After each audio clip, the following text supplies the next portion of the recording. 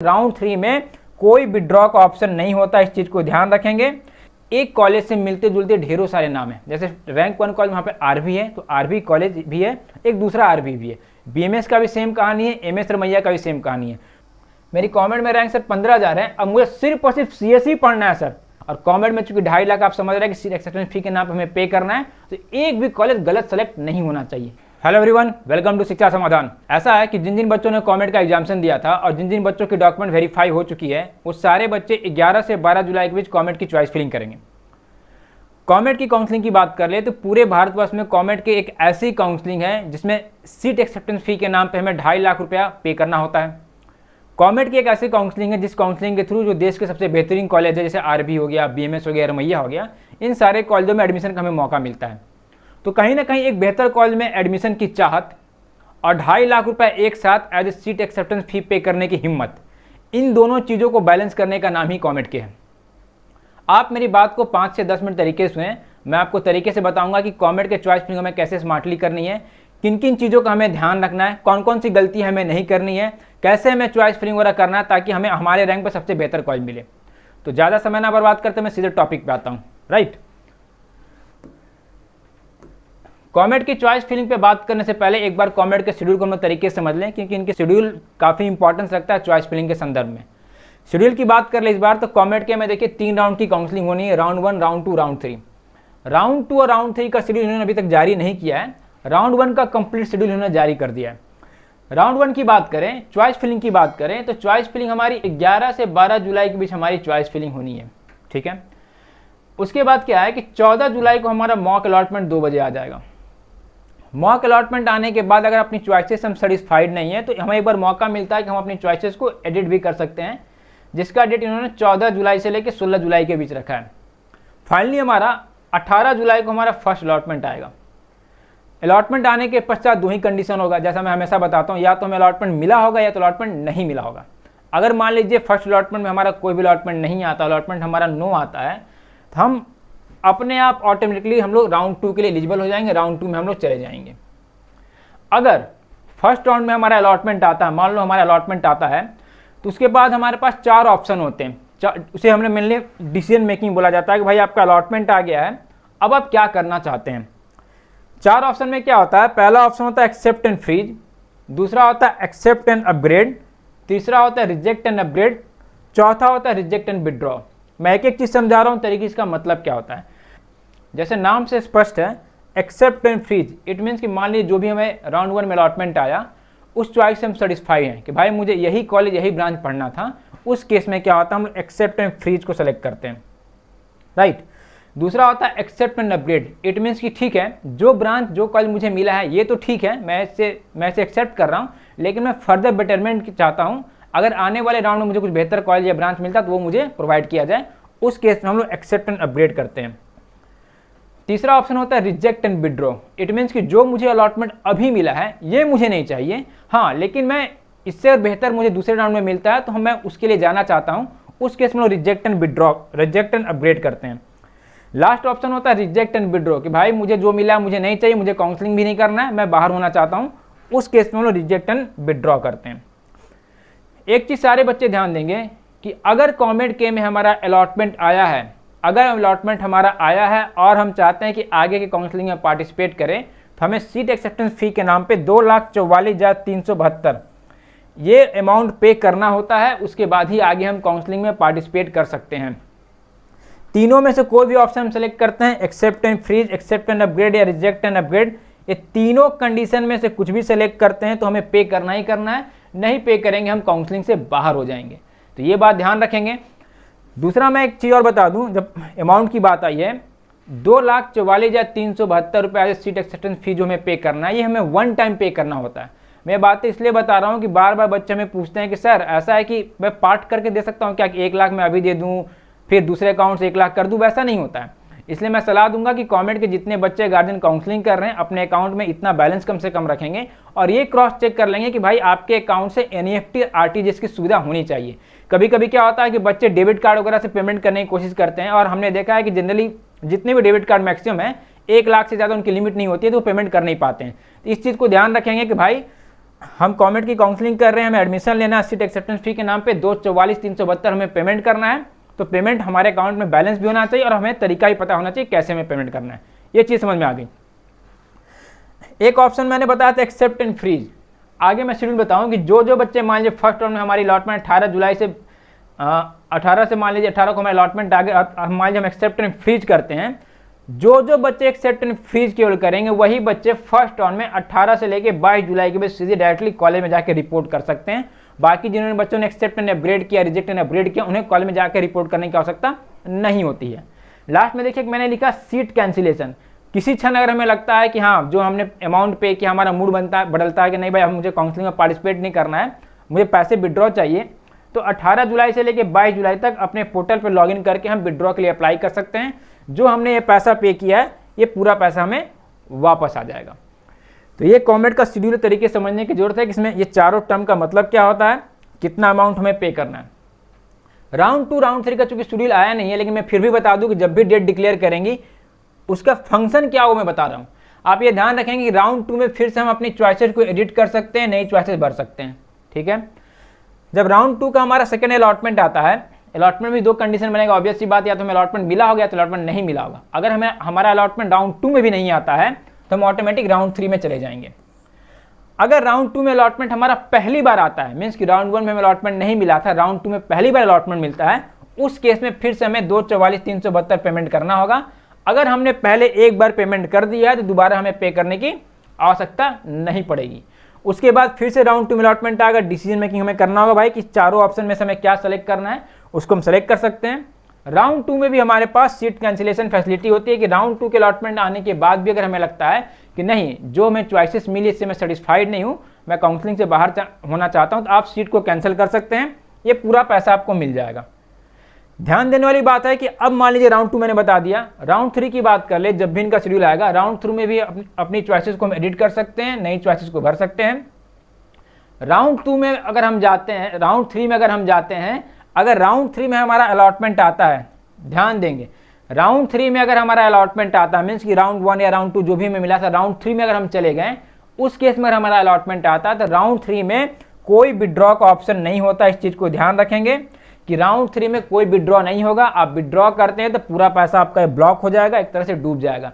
तो बहुत सावधानी से आप जाएंगे, ठीक है, कि राउंड 3 अगर आप जाते हैं तो फाइनली जो भी आपको सीट मिलता है फाइनल आपको जाकर कॉलेज में रिपोर्ट करना होगा, जब भी इसकी अथॉरिटी कॉमेड की अथॉरिटी डेट डिसाइड करेगी। ये बाकी डेट मान लीजिए अभी अवेलेबल नहीं है, तो ये जब डेट आएगा तो शिक्षा समाधान के एप्लीकेशन में आपको डेट मिल जाएगा, नहीं तो कॉमेड के वेबसाइट पे मिल जाएगा, राइट। तो ये बेसिक चीज़ें हमने समझ गई। अब हमें ये समझना है कि कॉमेड की चॉइस फिलिंग कैसे करनी है। तो मैं आपको समझा रहा हूँ कि कैसे हमें कॉमेड की चॉइस फिलिंग करनी है, इसको समझते हैं। चलिए, कॉमेड की काउंसलिंग को करने से पहले कुछ इंपॉर्टेंट पॉइंट है जो हमें ध्यान देना है, मैं उसको आप तरीके से समझा रहा हूँ। उसको समझने के लिए मैं सारे बच्चे पेरेंट्स को रिक्वेस्ट करूंगा कि पहले शिक्षा समाधान का एप्लीकेशन प्ले स्टोर से डाउनलोड कर लें आप, उसका लिंक हमने डिस्क्रिप्शन बॉक्स में डाल के रखा है।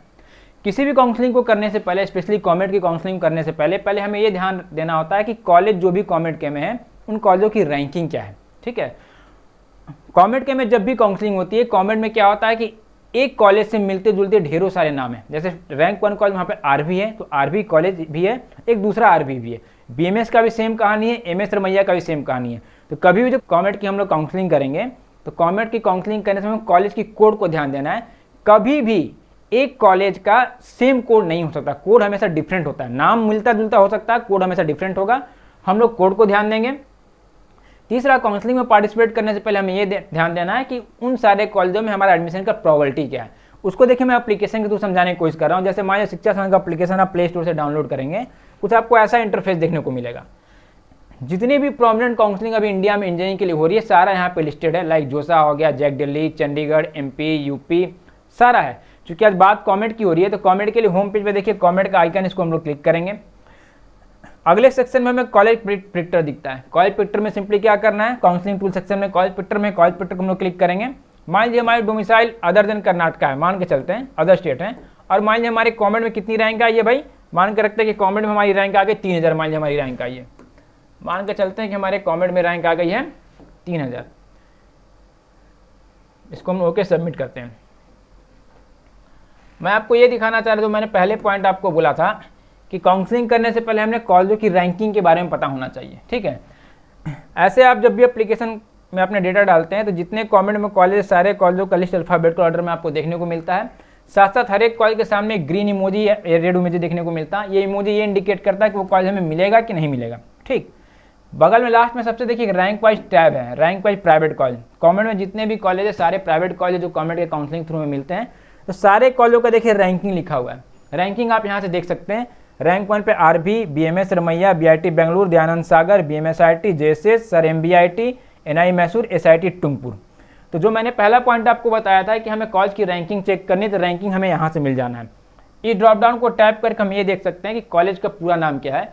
और देखिए हर एक कॉलेज के बॉल में एक कोड लिखा हुआ है। जैसे आरबी का कोड E095 है, इसी कोड की मैं बात कर रहा था कि हमें कोड से हमेशा चॉइस फिलिंग करनी है। E095 हो गया, बीएमएस का कोड E027 हो गया, एमएस रमैया का E077 हो गया। तो जितने भी कॉलेज यहाँ हमें देखने को मिल रहे हैं, सारे कॉलेजों का लिस्ट हमें रैंकिंग अकॉर्डिंग दिख रहा है, साथ साथ हमें कॉलेजों का कोड भी पता चल गया। तो 2 पॉइंट तो हमें पता चल गया कैसे हमें देखना है। तीसरा मैंने बोला कि हमेशा हमें प्रोबेबिलिटी अपनी चेक करनी है कि जो भी कॉलेज में टॉप कॉलेजेस हैं उसमें हमारा हो रहा है कि नहीं हो रहा है। जैसे मैंने पहले बताया था कि पहले स्क्रीन पे मान लो हमें ग्रीन इमोजी दिखता है, इट मीन्स कि हमें आरवी कॉलेज तो मिल जाएगा। आरवी में कौन सा ब्रांच मिलेगा इसको चेक करने के लिए जब इसके दूसरे स्क्रीन पर हम लोग जाते हैं तो आरवी कॉलेज में जितने ब्रांचेज है सारे अल्फाबेटिकल ऑर्डर में दिखते हैं हमें, और साथ साथ हर एक के बगल में रेड ग्रीन येलो इमोजी दिखता है, जो ये इंडिकेट करता है कि हमारा एडमिशन होगा कि नहीं होगा। अगर हमें कॉलेज में वो ब्रांच मिलता है तो किस राउंड तक मिलता है, और यहाँ पर ड्रॉप डाउन को टैप करके हम लोग पिछले पास्ट ईयर का उसका कट ऑफ वगैरह भी देख सकते हैं, चेक कर सकते हैं। तो ये 2-3 पैरामीटर थे जो मैंने आपको बताया कि कैसे हमें चेक करना एप्लीकेशन के थ्रू। अब बात करते हैं मेन मुद्दे की बात, सर चॉइस फिलिंग के बारे में बात है। चॉइस फिलिंग बताइए कैसे करना है। चॉइस फिलिंग की सुविधा भी देखिए एप्लीकेशन में दी गई है। आप एक काम करेंगे, आप होम पेज पे चले जाएं, कमेंट के में जाएंगे, जो कॉलेज ट्विटर था वहाँ पे देखिए एक सेक्शन चॉइस फिलिंग ऑर्डर है। इसको जैसे हम टैप करते हैं तो कमेंट में जितने भी कॉलेजेस हैं सारे कॉलेजों का लिस्ट मान लो अल्फाबेटिकल ऑर्डर में ऐसे आ जाता है। हमें सारे कॉलेज में अल्फाबेटिकल ऑर्डर में दिख जाने हैं। अब कुछ कंडीशन कंसीडर करते हैं। जैसे मान लो इस बच्चे का 3000 रैंक था, इस बच्चे की डिमांड थी कि सर मुझे टॉप 5 कॉलेज में CSIT इसी ब्रांच पढ़ना, उसके लिए कैसे चॉइस फिलिंग करना आप हमें बताएं। इसमें कुछ नहीं करना, जैसे मैंने पहले बताया था कि मान लो टॉप 5 कॉलेज की बात करें, कॉलेज की रैंकिंग मान लो हमें पता चल गई है। रैंक 1 पे मान लो आरवी आता है, मैंने टाइप किया आरवी, कॉलेज की कोड मैंने सेलेक्ट कर लिया। दूसरे नंबर पे मान लो आता है बीएमएस आता है, ठीक है, बीएमएस को मैंने सेलेक्ट कर लिया। तीसरे नंबर पर मान लो रमैया आता है, रमैया मैंने ऐसे टाइप किया। तीसरे नंबर पे रमैया आता है, इसको मैंने सेलेक्ट कर लिया। चौथे नंबर पे मान लो बीआईटी बेंगलोर आता है, ठीक है, बीआईटी बेंगलोर मैंने सेलेक्ट कर लिया। 5वें नंबर पे मान लो दयानंद सागर आता है, दयानंद सागर को मैंने ये मेन कैंपस इसका हमने सेलेक्ट कर लिया। अब इस बच्चे का नाम था कि भाई इसी 5 कॉलेज में मुझे CSIT इसी पढ़ना है। कॉलेज सेलेक्ट करके सीधे ब्रांच पे जंप करेंगे, और ब्रांच चुके हमें क्या पढ़ना, CS वाले ब्रांच। तो मान लो आर्टिफिशियल इंटेलिजेंस हो गया, डेटा साइंस हो गया, उसके बाद जितने भी CS वाले ब्रांच है सबको हमने सेलेक्ट कर लिया, ठीक है। इसी पर ब्रांच सेलेक्ट कर लेना। उसको जैसे हम सबमिट करते हैं एप्लीकेशन बड़ा ही स्मार्टली तरीके से हमें परफेक्ट चॉइस फिलिंग ऑर्डर बना के देता है कि भाई अगर ऊपर के 5 कॉलेज में CSIT इसी जो भी हमारी रिक्वायरमेंट है वो हमें पढ़ना है तो हमें इस तरह से चॉइस फिलिंग करना है। इसी को हम लोग डिट्टो कमेंट के वेबसाइट पे फिल कर देंगे। नंबर 1 पे आरवी, नंबर 2 पे जो भी दिखा रहा है, साथ साथ ये भी दिखता है कि इसकी कट ऑफ वगैरह क्या थी, साथ साथ हमें ये भी दिखता है कि वो मिलता है तो हमें किस राउंड तक मिलता है। तो जैसा ये बताता है वैसा हम फिल कर देंगे। इसमें गलती की कोई गुंजाइश नहीं, बिल्कुल हमें दिमाग नहीं लगाना है कि आरबी में 2 तरह के CS किसको ऊपर रखें, नीचे रखें, आरबी का इसी को ऊपर रखें, रमैया के CS को रखें। ये सारा एप्लीकेशन करके आपको दे देगा। एक कंडीशन तो ये होगी। एक केस चलो और कंसिडर कर लेते हैं। एक और बच्चा है, वो बच्चा कहता है कि सर मेरा कमेंट में ना मेरी कमेंट में रैंक सर 15,000 है। अब मुझे सिर्फ और सिर्फ CS ही पढ़ना है सर, मुझे सिर्फ और सिर्फ CS पढ़ना है। उसके लिए कैसे चॉइस फिलिंग करना है वो हमें बता दीजिए। मान इस बच्चे की रैंक मान लो मैं रैंक चेंज कर रहा हूँ। एक बच्चे की मान लो रैंक हमारे पास है, कॉमेट की रैंक मान लो इसकी है 15,000, राइट। 15,000 रैंक पे इस बच्चे का नाम है कि ये बताइए कि हमें कैसे चॉइस फिलिंग करनी है और मुझे सिर्फ और सिर्फ CS पढ़ना है। चॉइस फिलिंग ऑर्डर में मैं चला गया। उस केस में क्या करना है, ब्रांच में हमें चले जाना है, और चूंकि पढ़ना हमें क्या है, सिर्फ और सिर्फ CS पढ़ना है। उसको पढ़ने के लिए क्या करना है, हमें जितने भी CS वाले ब्रांचेस सब अल्फाबेटिकल ऑर्डर में दिख रहे हैं सबको मैं ऐसे सेलेक्ट कर रहा हूँ, ठीक है। केवल CS पढ़ना है और कुछ नहीं पढ़ना है। केवल आप ब्रांच को सेलेक्ट कर लेंगे, CS वाले सबमिट कर देंगे। कमेंट में जितने भी अच्छे कॉलेज है, टॉप टू बॉटम जो भी कॉलेजों की रैंकिंग, उन सारे कॉलेजों में सिर्फ और सिर्फ आपको CS का परफेक्ट ऑर्डर मिल जाएगा। इसी ऑर्डर को देखते हुए आपको कमेंट के वेबसाइट पर डिट्टो फिल कर देना है। बिल्कुल उसमें माथा लगाने की आवश्यकता नहीं। देखिए आपको परफेक्ट ऑर्डर मिल गया। ऐसे ऐसे आपको चॉइस फिलिंग करना है। तरीके से एप्लीकेशन बता भी रहा है कि कौन सा ब्रांच आपको मिलेगा, किस राउंड तक मिल जाएगा, पिछले साल क्या कट ऑफ वगैरह थी। तो ऐसे ऐसे करते हुए एप्लीकेशन को यूज करते आपको चॉइस फिलिंग को तरीके से करना, गलती आपसे नहीं होगी। ये 3 पॉइंट मैंने आपको समझा दिया। चौथा मैंने आपको एक लिखा था देखिए जितना चीज़ें मैं आपको बता रहा हूँ, राइट, कि मेरे रैंक पे कौन सा कॉलेज मिल रहा, उस कॉलेजों की रैंकिंग क्या है, मुझे मिलता तो किस राउंड तक मिलता, पिछले साल क्या कट ऑफ थी, कॉलेज ट्विटर से आप चेक कर लेंगे, कॉलेज ब्रांच कंपेरिजन से आप ये चेक कर लेंगे कि मल्टीपल ऑप्शन मिला उसमें से आपको क्या चूज करना है, चॉइस फिलिंग ऑर्डर से जाके आप तरीके से कैसे चॉइस फिलिंग करना वो आप चेक कर लेंगे। ये सारी चीज़ें जो है मैं आपको सलाह दूंगा। यहाँ पे एप्लीकेशन में देखेंगे होम पेज पे प्रोडक्ट सेक्शन है, प्रोडक्ट सेक्शन में आप जाएंगे, बेसिक में अगर मान लीजिए इतनी सारी चीज़ें आपको मिल जाती है, कॉमेड के में आप जाएंगे, बेसिक इसका है, सेल्फ काउंसलिंग पैक 999 का है, इसको सेलेक्ट करके परचेज कर लेंगे, सारी फैसिलिटी आप अवेल कर पाएंगे। तो मैं आपको हाईली रिकमेंड करूंगा कि आपको डेफिनेटली ये परचेज करना ही चाहिए, क्योंकि जो आप काउंसलिंग करेंगे, जो तरीके से चॉइस फिलिंग करेंगे, उसके बिहाफ में ही आपको कॉलेज मिलेगा। और कॉमेड में चूंकि 2.5 लाख आप समझ रहे हैं कि सीट एक्सेप्टेंस फी के नाम पर हमें पे करना है, तो एक भी कॉलेज गलत सेलेक्ट नहीं होना चाहिए, ये काम आप करेंगे। दूसरा, अगर आपको लगता है कि नहीं हमें एक मेंटोर भी चाहिए जो हमारे साथ जब तक हमारा एडमिशन कॉमेड के में ना हो जाए तब तक हमारे साथ रहे, एक हमें मेंटोर भी प्रोवाइड करा दीजिए। उसके लिए सिंपली आप लाइट प्लान में जाएंगे, लाइट प्लान में आप जाएंगे, कॉमेड के का प्राइस है 2499, इसको सेलेक्ट करके पे कर लेंगे, आपको एक 10 से 15 साल का अनुभवी काउंसलर मिल जाएगा, जो कि जब तक आपका एडमिशन नहीं होगा तब तक आप जितनी भी डाउट क्वेरी आप उनसे पूछ सकते हैं, समझ सकते हैं। तो यही मुझे आज के सेशन में आपको यही बताना था कि कॉमेड के चॉइस फिलिंग में हमें क्या क्या सावधानी बरतनी है, कॉमेड का शेड्यूल वगैरह क्या है। मैंने कोशिश की कि मैं कम समय में आपको बता पाऊँ, होप आप एक एक चीज़ समझ गए होंगे। तो आज की वीडियो के लिए इतना ही था, जल्दी मिलता हूँ नेक्स्ट वीडियो में, till then bye bye. Think admission, think Shiksha Samadhan. Download the app now